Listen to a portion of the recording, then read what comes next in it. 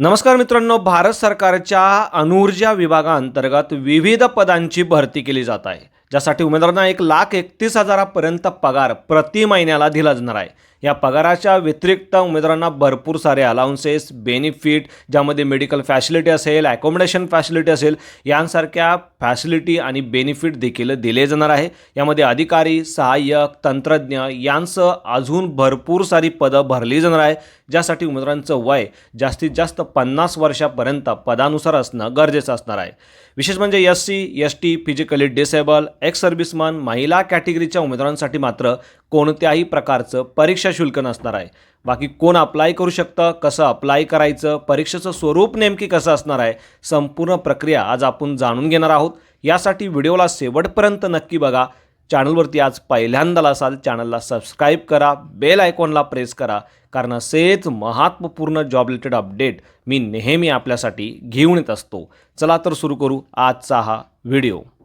नमस्कार मित्रांनो, सर्वप्रथम उमेदवारांना महाजॉबहब.in या आपल्या अधिकृत संकेतस्थळावरती यायचं आहे। या अधिकृत संकेतस्थळावरती आल्यानंतर या जॉब संदर्भाचे संपूर्ण अपडेट तुम्हाला मराठीमध्ये बघता येणार आहे।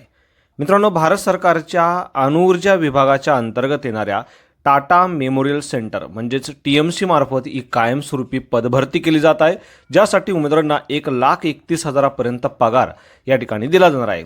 61 पदांची ही पदभरती असणार आहे आणि यामध्ये medical officer, scientific officer, scientific assistant, nursing superintendent, technician, accountant officer, assistant security officer यांसह एकूण 39 विविध पदांच्या 61हून अधिक जागा भरल्या जाणार आहे आणि यासाठी उमेदवारांनी या दिलेल्या संकेतस्थळावरती येऊन ऑनलाईन पद्धतीने अर्ज करणं आवश्यक असणार आहे। यामध्ये मित्रांनो, प्रत्येक पदाच्या किती जागा असणार आहे, कोणकोणती पदं या ठिकाणी भरली जाणार आहे, संपूर्ण डिटेल्स तुम्ही या ठिकाणी बघू शकता। मेडिकल ऑफिसर या पदाच्या जागा विविध विभागात या ठिकाणी भरल्या जाणार आहे, त्याची देखील डिटेल्स तुम्ही या ठिकाणी बघू शकता। या व्यतिरिक्त सायंटिफिक ऑफिसर, त्यानंतर scientific assistant, nursing superintendent, assistant nursing superintendent, technician, deputy administrative officer, accountant officer, assistant administrative officer, assistant accountant officer, assistant administrative officer, public relation officer आणि असिस्टंट सिक्युरिटी ऑफिसर यांसारख्या पदांच्या देखील जागा या ठिकाणी भरल्या जाणार आहे। एकूण 61 पदांची ही कायमस्वरूपी भरती असणार आहे, ज्यासाठी उमेदवारांनी 9 जुलै 2026 ते 6 ऑगस्ट 2026 या कालावधीमध्ये ऑनलाईन पद्धतीने अर्ज करणं आवश्यक असणार आहे। यामध्ये सर्वात महत्त्वाचं म्हणजे SC, ST, physically disabled, x serviceman आणि महिला उमेदवारांसाठी कोणत्याही प्रकारचं परीक्षा शुल्क नसणार आहे। बाकी उमेदवारांना 300 रुपये इतकं परीक्षा शुल्क आहे आणि हे परीक्षा शुल्क उमेदवारांना ऑनलाईन पद्धतीने देखील पे करू शकणार आहेत। आता यामध्ये पदानुसार वयोमर्यादा तुम्हाला पाहायला मिळते। साधारणपणे 55 वर्षापर्यंत वय असलेल्या उमेदवारांना पदानुसार त्यांच्या शैक्षणिक क्वालिफिकेशननुसार या ठिकाणी ॲप्लिकेशन करता येणार आहे। यामध्ये मेडिकल ऑफिसर या पदासाठी 18 ते 50 वर्ष, तर टेक्निशियनसारख्या पदांसाठी 18 ते 30 वर्षापर्यंत वय असलेल्या उमेदवारांना अर्ज करता येणार आहे। या व्यतिरिक्त डेप्युटी ॲडमिन ऑफिसर 18 ते 50 वर्ष, अकाउंटंट ऑफिसर 18 ते 45 वर्ष, असिस्टंट ॲडमिन असेल, अकाउंटंट ऑफिसर असेल 18 ते 40 वर्ष, असिस्टंट सिक्युरिटी ऑफिसर 18 ते 35 वर्षापर्यंत वय असलेल्या उमेदवारांना पदानुसार या ठिकाणी अर्ज करता येणार आहे। यामध्ये SC, ST कॅटेगरीच्या उमेदवारांसाठी वयाची 5 वर्ष, OBC उमेदवारांसाठी वयाची 3 वर्ष, तर फिजिकली डिसेबल कॅटेगरीच्या उमेदवारांसाठी वयाची 10 वर्ष अतिरिक्त सूट दिली जाणार आहे। या व्यतिरिक्त एक सर्व्हिसमन असतील, TMCचे कर्मचारी जे कंत्राट स्वरूपात आत्ता सध्या जॉब करत आहे, अशाही उमेदवारांना वयाची विशेष सवलत या ठिकाणी दिली जाणार आहे।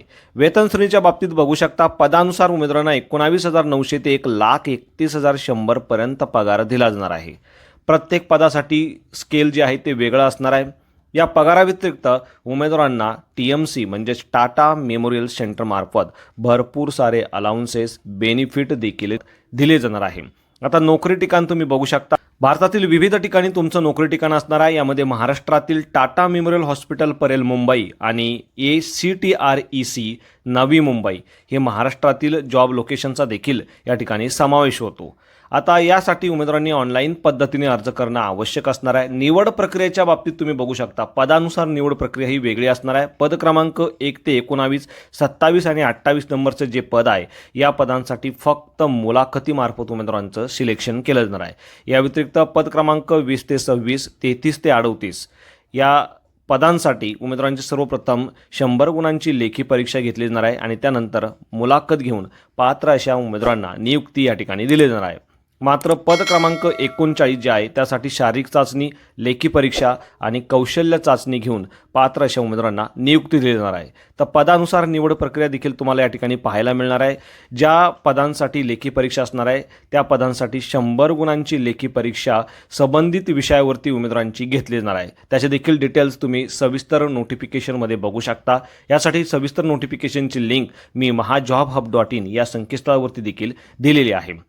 आता मित्रांनो, खाली गेल्यानंतर प्रत्येक पदासाठी काय शैक्षणिक पात्रता उमेदवारांकडे असणं गरजेचं असणार आहे हे तुम्ही बघू शकता। यामध्ये मेडिकल ऑफिसर सारख्या पदांसाठी MD, DM उमेदवारांचं असणं गरजेचं असणार आहे। तर सायंटिफिक ऑफिसर या पदांसाठी MSc आणि संबंधित विषयातनं तुमचं ग्रॅज्युएशन, पोस्ट ग्रॅज्युएशन या ठिकाणी मागितलेलं आहे। तर सायंटिफिक ऑफिसर लायब्ररी यासाठी लायब्ररी आणि इन्फॉर्मेशन सायन्समधनं पदव्युत्तर पदवी 50% गुणांसहित उमेदवार उत्तीर्ण असणं आवश्यक असणार आहे।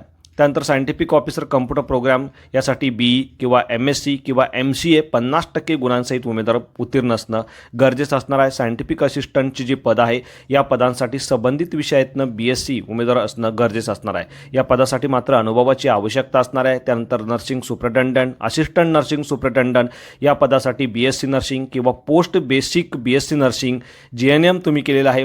तर अशा उमेदवारांना या पदासाठी अर्ज करता येणार आहे। मात्र ऑन्कॉलॉजीचा डिप्लोमा उमेदवारांचं असणं गरजेचं असणार आहे। टेक्निशियन या पदांसाठी 10वी 12वी आणि नंतर ITI केलेल्या उमेदवारांना अर्ज करता येणार आहे। प्रशासकीय जी पदं आहे या पदांसाठी कोणत्याही मान्यताप्राप्त विद्यापीठातून, कोणत्याही शाखेतून तुम्ही पदवी घेतलेली आहे, संबंधित क्षेत्राचा अनुभव तुमच्याकडे आहे, तुम्ही अर्ज करू शकता। अशा प्रत्येक पदासाठी शैक्षणिक पात्रता तुमची चेक करायची आहे आणि त्यानंतरच अर्ज करायचा आहे। कायमस्वरूपी असा हा जॉब असणार आहे आणि या संदर्भाची अधिकृत जाहिरात तुम्ही या ठिकाणी क्लिक करून बघू शकता। त्यानंतर मेडिकल फील्डचे जे पद आहे त्यासाठी त्याची सविस्तर ॲप्लिकेशनची लिंक या ठिकाणी तुम्हाला पाहायला मिळणार आहे। नॉन मेडिकल साईटची जे पद आहे त्यासाठी ॲप्लिकेशनची लिंक देखील मी या ठिकाणी दिलेली आहे। या व्यतिरिक्त ऑफिशियल वेबसाईटची लिंक आपल्या mahajobhub.in या संकेतस्थळावरती तुम्हाला पाहायला मिळेल। मित्रांनो, आता या पदांसाठी नेमकी अर्ज कसा करायचा, तर सर्वप्रथम उमेदवारांनी या दिलेल्या संकेतस्थळावरती यायचं आहे। करिअर रिक्रुटमेंट या ऑप्शनवरती म्हणजे या विभागात जाऊन तुम्हाला नेमकी ही जाहिरात शोधायची आहे। ती शोधल्यानंतर ती तुम्हाला व्यवस्थित वाचायची आहे। त्यानंतर मित्रांनो, अप्लाय ऑनलाईन या लिंकवरती क्लिक करून तुम्हाला तुमची रजिस्ट्रेशनची जी प्रक्रिया आहे ती पूर्ण करायची आहे। यासाठी तुम्हाला तुमचा ईमेल ॲड्रेस, मोबाईल नंबर अचूक द्यायचा आहे। त्यानंतर रजिस्ट्रेशन केल्यानंतर एक रजिस्ट्रेशन नंबर आणि पासवर्ड तुम्हाला तुमच्या मोबाईल नंबरवरती प्राप्त होईल। तो रजिस्ट्रेशन नंबर, पासवर्ड टाकून तुम्हाला लॉग इन करायचा आहे। लॉग इन केल्यानंतर संपूर्ण शैक्षणिक माहिती, वैयक्तिक माहिती, अनुभव असेल तर अनुभवासंदर्भाची डिटेल्स तुम्हाला टाकायचे आहे आणि सर्वात शेवटी फोटोग्राफ, सिग्नेचर, डॉक्युमेंट व्यवस्थित अपलोड करून तुमची फॉर्म भरण्याची प्रक्रिया जी आहे ती परीक्षा शुल्क भरून पूर्ण करायची आहे। तर अशा पद्धतीने मित्रांनो एकंदरीत ही प्रोसेस असणार आहे। यासाठी कोणकोणती कागदपत्र तुमच्याकडे असणं गरजेचं असणार आहे ते कागदपत्राची लिस्ट देखील तुम्ही या ठिकाणी बघू शकता। तर अशा पद्धतीने मित्रांनो अत्यंत महत्त्वपूर्ण असा हा व्हिडिओ होता। व्हिडिओ आवडल्यास नक्की शेअर करा। चॅनलवरती आज पहिल्यांदा असाल चॅनलला सबस्क्राईब करा, बेल आयकॉनला प्रेस करा, कारण असेच महत्त्वपूर्ण जॉब रिलेटेड अपडेट मी नेहमी आपल्यासाठी घेऊन येत असतो। So thank you for watching.